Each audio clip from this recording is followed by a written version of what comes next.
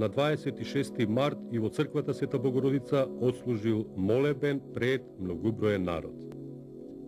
Валијата неофицијално му дозволил на Теодосий да служи за време на великденските празници во Скопската црква Свети Димитрија на 27. март 1890 пред многу народ тој извршил осветување на темелите на црквата. Грчката и српската страна поднеле заеднички протест во Цариград против Теодосий.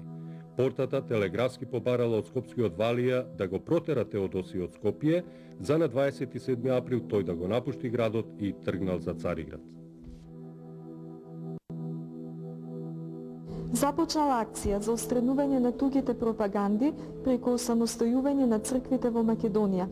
Со цел да се осамостои од екзархијата, митрополитот Теодосий започнал со средување на финансиската положба во црквата. Сметал дека само кога ќе биде финансиски јак, ќе овозможи самостојно раководење со црковно-просветниот живот во епархијата. Спровел реформи и во училиштата, каде поставувал местни учители, учителки и директори, а го отстранил бугарскиот училишен кадар. Митрополитот Теодосий донел правилник кој бил наречен Правилник за работа на училиштата. Теодосий не обрнувал внимание на зборовите на екзархот и продолжува со поставување на местни учители. Дури назначувал и учители со неоформено образование кои ги сметал за подобри од тугите учители.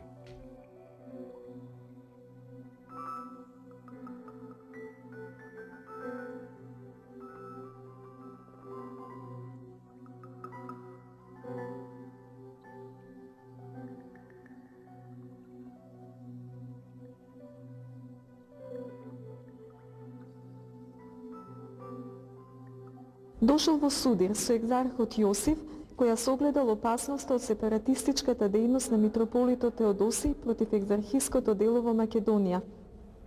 Овој судир ќе трае се до протерувањето на митрополитот од Скопје. Реформите на митрополитот Теодосий биле многу напредни за тоа време, така што тој со тешки маки успевал да ги спроведува, а и наидувал на големи пречки.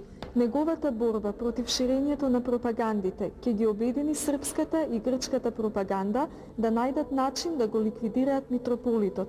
Од друга страна пак, со своето залагање за осамостојување на црквите во Македонија, Теодосий уште повеќе ќе го предизвика револтот на екзархот Јосиф, кој повторно ќе го повика митрополитот да дојде во Цариград за да даде објаснување за неговата дејност во Скопје, мислејќи да го задржи кај себе додека не обезбеди берат за нов митрополит. Митрополитот Теодосий не одговарал на неговите писма, така што екзархот му се заканул дека ќе му го одземе митрополитскиот чин. Се повеќе притиснат од пропагандите, кои што кон крајот на 19. век земале се поголем замав во Македонија, трпејќи ја и немилоста и заканите на екзархот Јосиф, митрополитот Теодосий го презел последниот и најрадикален чекор – откажување од екзархијата и отцепување на Скопската епархија како самостојна црква. Во декември 1890 година во многу градови во Скопската епархија се одржале избори и секаде победиле представниците на народот. Била вратена традиционалната самоуправа на општините. Изборите за Скопската општина биле одржани на 19 јануари во 1891 година. Екзархот со остро писмо барал нови избори според екзархискиот устав. Теодосий знаел дека тој устав не бил официјално одобрен од портата и затоа продолжил со својата акција против екзархистите.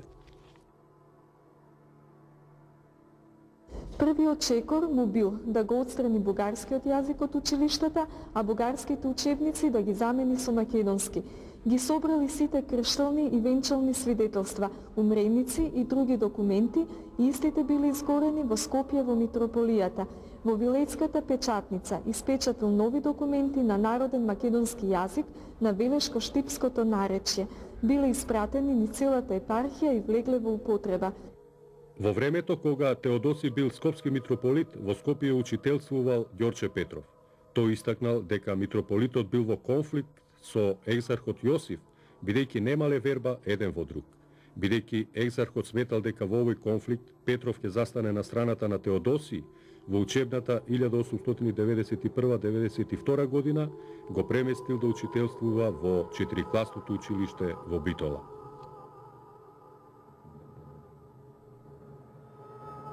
Во писмото до екзархот Јосиф од 3 декември 1891 година, митрополитот Теодосиј потврдил дека неговата намера за одделување на македонските цркви од екзархијата е дефинитивна.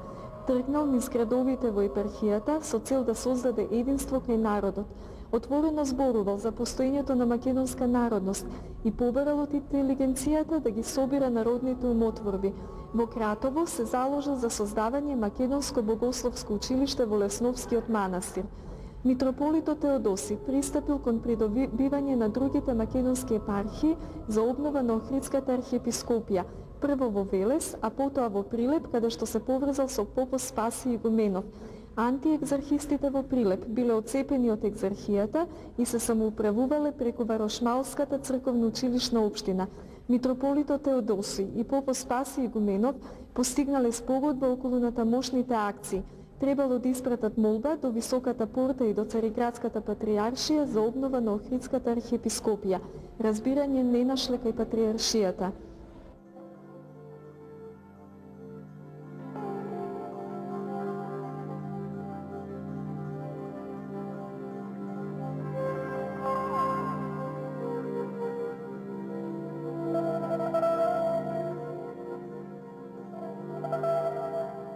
На 22 јуни 1891 година Теодосиј Скопски, како што се подпишува, испраќа подолго писмо за да ја разгласи идејата на движењето, состојбата и согледувањата и визијата базирани на фундаменталните принципи на Охридската архиепископија, па вели: чудна е помислата Божја, а уште почудни патиштата негови.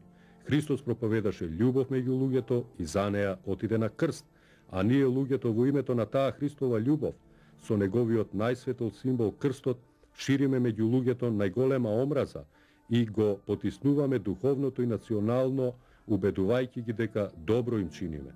Потоа Теодосиј продолжува: ние сме готови да ја признаеме патриаршијата за вселенски престол и да ја слушаме во се, но таа да нема право да ни се меша во нашите работи и да ја запише Охридската архиепископија во кодексот на автокефалните цркви, наравно со другите, како што било порано, пак да биде. Некои од овие писма, кои се оригинални, се со извореден стил и остроумни, со што ги надминуваат стандардите на вообичаена поштенска преписка.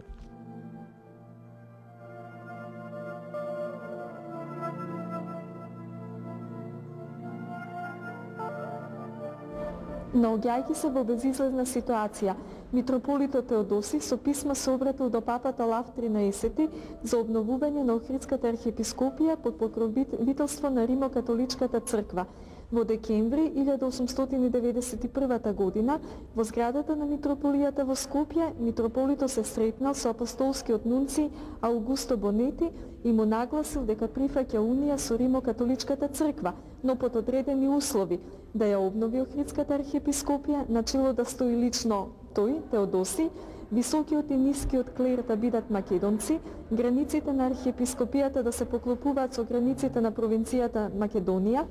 Бонети ја известил конгрегацијата за успешните преговори. Во своето известување тој го нарекол митрополитот духовен водач на населението во Македонија и тврдел дека со неговиот премин и целото население во Македонија ќе дргне по него.